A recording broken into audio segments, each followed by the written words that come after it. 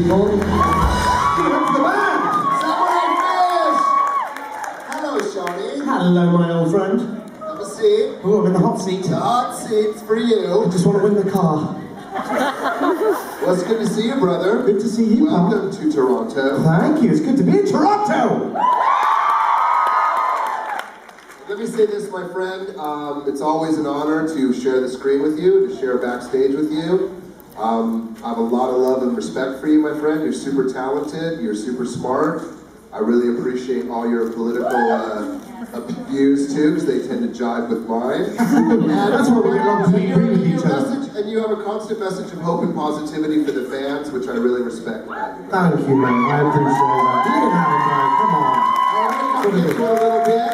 You can get questions from both sides and enjoy yourself. Thank you, brother. All right, one more time for Sean Maguire, everybody. You haven't heard what I'm going to say yet. You might retract that applause immediately. All right, let's hit the ground running. Colourful girl on the right. How are you? I'm good. How are you? Was that the question? That was really easy. So my question for you is, we kind of like all know that you live really close to Colin when you both were like on set. So my question is like, what's it like not living next to him anymore? It's so sad. It's so sad. It's like when Joey and Chandler separate. I just keep running back in the door and hugging him. No, I mean, look, one of the really sad things about leaving the show was leaving. I mean, we'll be friends forever, I hope, but there was, you know, not just me and Colin, but our wives and our kids, you know, we're very, very close and we love each other, and so yeah, it was sad, but the thing is, I tried to find the silver lining, and you know, it's sad that we don't get to live around the corner from each other, but it's great that I've made a friend that I'll have for life, so, you know, like anything, try and always look on the bright side of life. And Colin's not here, obviously, which is why I'm sort of trying to fill in for him, but sending all my love to him in Vancouver. He's just here in Canada. He's just halfway across the country, full way across the country. Thank you for your question. Hello, oh, Alexander Hamilton, you're back. If I knew the show, I would definitely post something in Lumiere's voice. On that note, this is sort of piggybacking off of the Q&A from before, as well as a little story that we were told yesterday, that apparently David Andrews, Dr. Frankenstein, apparently recited the entire show on a golf course. So I don't know how often he's been on since then, but have you and he ever geeked out about it or sung together? Do you know, I love David, and I haven't, the last time I saw him was when I was shooting Timeless in Vancouver, when we got to hang out and socialise a little bit, but I didn't know he was a big Hamilton fan as well, because I would actually, I'm the worst golfer in the world, but I'd happily play 18 holes just to hear Anders do the whole soundtrack. So that's impressive. I like singing along, but I'm terrible at remembering lyrics. So that's pretty impressive, because that's like a 2.5-hour show. So, and Anders just being sober enough for the whole 18 holes to remember, it's pretty impressive. I'm only kidding. But I did not know that. But now the next time I see him, I'm gonna sit him down and go. I want to hear the whole thing. That's pretty impressive. Good. Give it up to David Anders. Thank you, fine question, sir, and even finer costume. Thank you very much. Thank you, my liege. Hello, Alison. The question for you is, if you could take one prop or costume piece from any show you've ever worked on and not get in trouble for it, what would you have taken and why? Oh gosh, that's a good question. I don't know. I suppose because I'm pre-programmed to knowing that I don't get to keep the toys. I did a show called Crodman Doon and the Flaming Sword of Fire, which was a fun but difficult show to make, and I kind of thought I should probably keep that sword. But we shot the show in Hungary, and I don't know if any of you have travelled on a plane recently, but they're really funny about people travelling with big swords through customs. So I probably would take the sword from, or probably maybe my bow from Once Upon a Time, but again, travelling through customs with a big giant bow, probably would frown on it a little bit. But yeah, I think it's got to be the sword or the bow, because my little son's really into knights and lightsabers and stuff, and I think he'd probably get a kick out of it, and then probably kill me with them. So probably best that they stay in the prop room. But thank you for your question, Alison. Hello. Hi, this is a very strange question, but what was the last text message that you sent?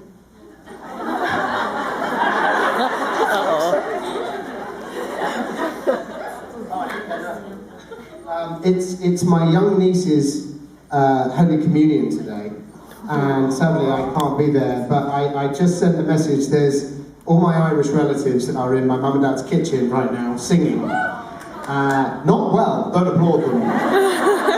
And if you can see, there's a video here, listen.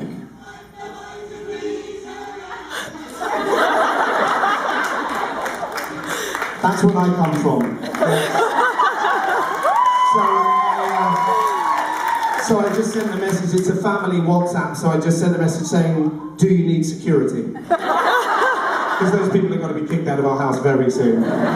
People don't go willingly from our house, they have to be dragged. So that is, honest to God, the last message I sent. A slightly sarcastic message to my family. Great question though. Thank you. Hello. Hello, Jess. Hi. So we were talking a little bit about guilty pleasures this morning, and and you were talking about Vanilla Ice, Ice Ice Baby. Yes. So out of movies, television, or music, what's one of those things that you really, really enjoy, but would be ashamed of telling other people that you enjoy? Well, first of all, thank you for allowing me to talk about this in front You're of some people. Gosh, there's so many things. My life just seems to be one long perpetual embarrassment, so it's hard to find a high note out of those. But, well, it's not really embarrassing, I don't think, but have any of you seen Moana? I can't get enough of that little princess. I put it on for my son, but it's really for me. I'm like, you want to watch Moana again? He's like, no, Daddy, Star Wars. And I'm like, so, Moana it is! That's not really a guilty pleasure because it's so brilliant, but being a 41-year-old man, people might think that's a little strange, but I've been standing at the edge of the water. That's it, I don't know the rest of the lyrics, that's why I have to stop that. But yeah, I'm going to go with Moana just because I'm a really tough, cool guy, and I like singing Moana in the shower. So thank you, Jess, thank you for your question. Hi, I just want to say I absolutely love you. I love you and Regina together, and I was absolutely devastated when you died. So my question is... I'm not as devastated as I was. I lost my job. I've got to get the paper out now. If the real Robin Hood were to come back to the show, how do you think it would have happened, and how do you think he'd do Regina when he came back? Get the tissues out. Well, I guess it would be difficult for the original Robin, not the alternative universe Robin, to come back, because when that Robin died, they went, you're going to die, and you're not just going to die, we're going to obliterate your soul, and there'll be no memory of you, and nobody will ever talk of you again because there's no do-overs. So they kind of made it fairly concrete that this Robin wasn't going to come back. That said, they're incredibly clever, creative writers and creators, so I don't know how they would find the way because I'm not that smart, but if they did find a way, I suppose if, given that there's a musical episode coming up on Sunday, I think I'd have probably come in and gone, now I've had the time of my life, and a big swan dive. It made no sense, but we would have such a ball doing it. Although I'd probably drop Lana a few times, and she's terribly expensive, so I would be a little bit embarrassed again. But that's how I see it, yeah. It would be dirty, once upon a time dancing. That's a good question. Hi. Hello. I just want to say that I love you and thank you for coming. Thank you. And by the way, I didn't pay these people. I know how it looks. Thank you. That's very kind of you. I was wondering if you had a favorite villain on the show. Oh, you know, we get asked this a lot, and it sort of varies season to season, but for me, I was always a huge Robert Carlyle fan for years before I joined the show, so I think he's a great villain on the show, but my answer is sort of coloured by the fact that I'm still, even though he's a friend of mine now, I'm still such a big fan of his and a fan of his work, so, you know, getting to share a screen with him and get to sort of sit and just hang out and shoot the breeze with him and talk about football has just been one of the things that I've really loved and cherished and taken away from the show. So I'm going to have to go with Mr. Golden Rumble. Hello. Hi. What are the conventions like for you? And can you do an imitation of any one of the cast members for once? Now, do you mean an imitation of the characters they play or the people? The people. Oh. Might get myself in trouble. No, obviously, if I'm thinking of somebody to do an impression of, probably Colin O'Donoghue. Because he's kind of that smooth, kind of Irish cowboy kind of guy, you know? And he's just very charming and very handsome and very modest. Not like his friend Sean Maguire, who's always talking about himself. That's the best Lana career I can do, I'm afraid. Thank you for your question. Thank you. Hi, I love you so much. I was wondering, what were your son's first words? Do you know what? You're not going to believe this because he said his first words and then didn't speak again for a few months, but we don't really watch an awful lot of TV with him, but we wanted him to speak Spanish and English at the same time, so we started to show him a little bit of Dora the Explorer. And one day he was sitting on my bed and he just went, backpack. Out of nowhere. He said, backpack. And I was like, what did you say? Darling, he just said backpack. Quick, get in here. And I was like, do it again, do it again. He was like that. No, I can see by your reaction you're really enjoying that, so I'm going to hold back a little bit. I know already how this guy's mind works. If he's excited by backpack, wait till I start singing. So, yeah, it was backpack and then didn't talk again for another month, and now we can't shut him up. So yes, oddly it wasn't mummy or daddy, it was backpack. So he's either going to be a camper or join the army, I'm really not quite sure. Thank you. Hi, Hi. Thank you for the photo op today, it made my day. How was it playing Wish Realm Robin instead of playing the Robin we all know and love? Well, it was fun because the alternative universe Robin was a bit more of a rapscallion, a rascal, a cheeky so-and-so. And also they just gave me, there was just a bit more meat to this guy to enjoy, and there was a particular scene where I kind of break into Zelina's house and she comes around the corner and she's conjuring up a ball, and I just thought the old Robin could have never done this, but I just said to the director, I want to kind of put my feet up on the table and kind of be just like rude, because the old Robin was not rude, he was a good guy, and so I took a lot of pleasure in being able to, this is why the villains have so much fun on the show, because they get to be kind of baddies.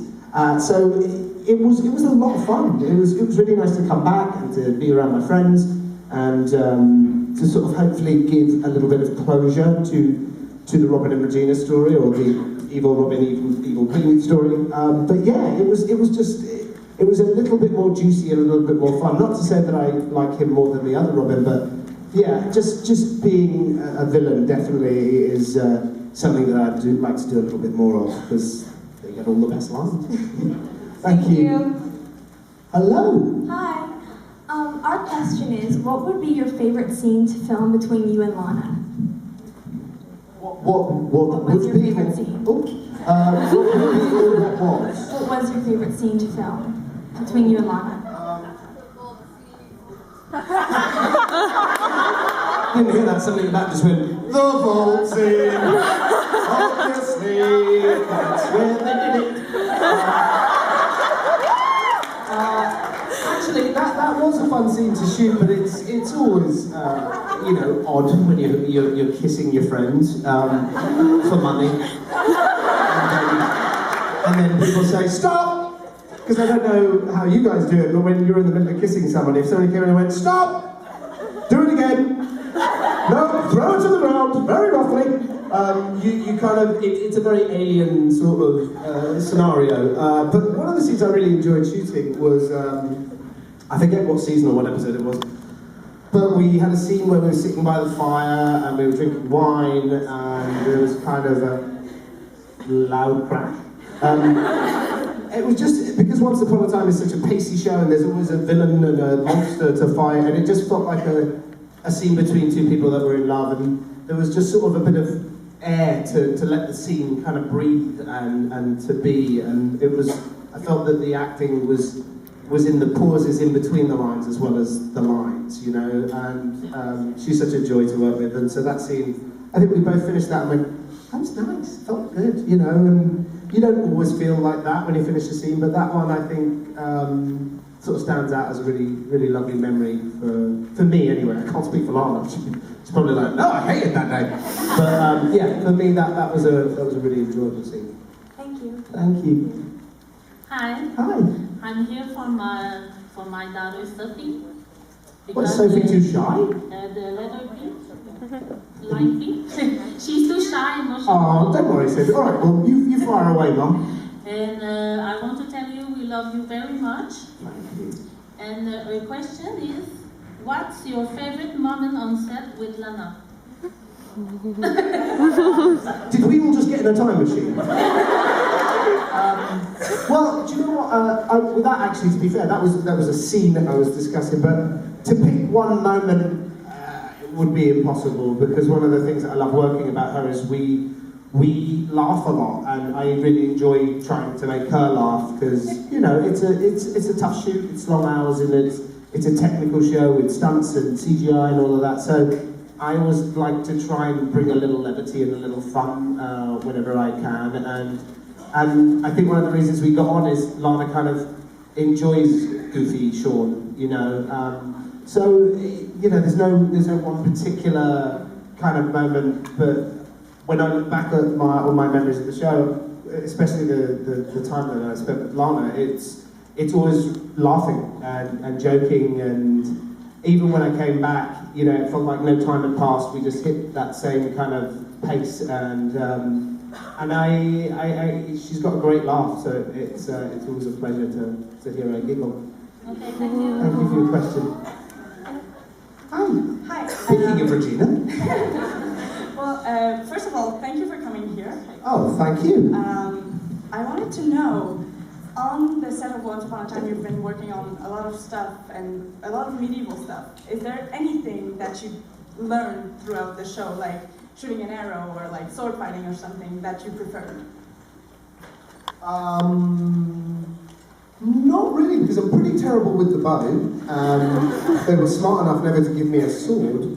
But I think there was a scene in Camelot where there was a ball and we had a dance together, and that was really fun to sort of learn the dance routine, and we had a lot of fun doing the rehearsals, and we kind of laughed a lot during the rehearsals because I kept getting it wrong, and so then when we went to film it, there was that kind of muscle memory of, oh no, Sean's going to go wrong, and I was like, oh no, I'm going to go wrong, and then I did, and so we laughed a little bit while filming it, and then that kind of made the cut, and so when you see us kind of laughing, that wasn't acting, that was us as friends kind of going, or her saying, you're such a goof, you know, so that was, I think that's probably one of my favourite sort of, maybe I didn't learn anything per se to answer your question, but I did learn that I'm not very good at medieval dancing. Thank you. Thank you.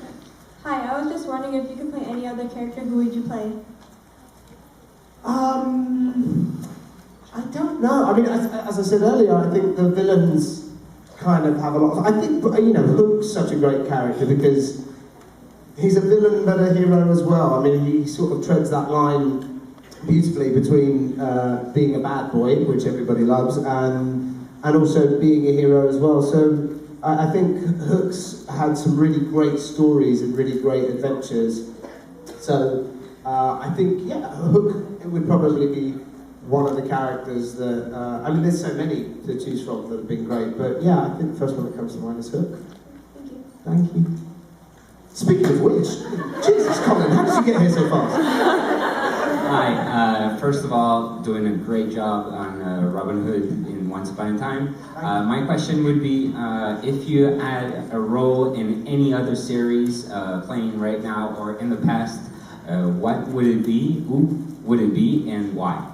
House of Cards. straight away the show that I'm so excited that is coming back on in a couple of weeks. Just for me, because I'm a bit of a political junkie, I like, or at least I did, I sort of stopped the last 100 days or so.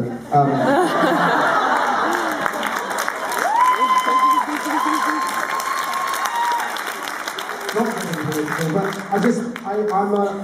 I love amazing writing, and I think that there's, I think the other show I would say is Game of Thrones, which I think is an incredible show. But I think Jon Snow is a great character. Because not only is he a great character and the actor portraying him is brilliant, but Jon Snow died and then came back.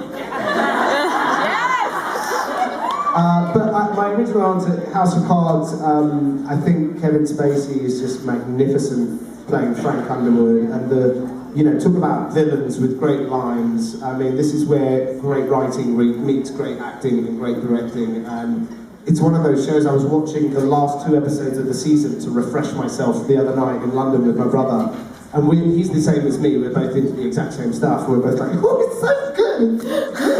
We're just like little girls at a Take That concert, so I would say probably House of Cards or Game of Thrones would be definite. I'd do it for free. Okay. Thank you. Hi, it's really nice to meet you. Lovely to meet you. My question is, if the writers decided not to kill off Robin, how do you think Robin and Regina's relationship would have progressed? Or would have liked to see how? I would have hoped that, I always felt that they were sort of destined to be together. They just seemed to be this odd combination. I mean, if somebody had said before the show started the idea of the legend of Robin Hood and the legend of the evil queen dating, you'd either go, you're whacked, that's a crazy idea, or that'd be interesting. So I would love to have seen how their relationship would have played out. I mean, obviously, it's a TV show, so we'd have had to have had obstacles to overcome.